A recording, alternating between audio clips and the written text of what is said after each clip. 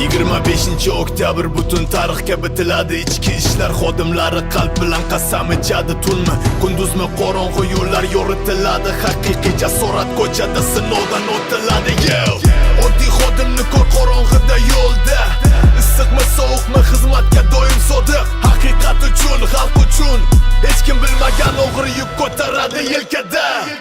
Senin kechasi qorikshi kunduzda xalqon, vatan uchun yonasan, yuraging yongan. Xalqning duosi qanotlaring bo'lsin, adolat yo'lida sen doim yonim. Senga qarab g'ururim uyg'onadi. Yo'ling og'ir ammo sen yonimizda. Davlat uchun yonasan, ko'nglimda minnatdorlik abadiy qoladi.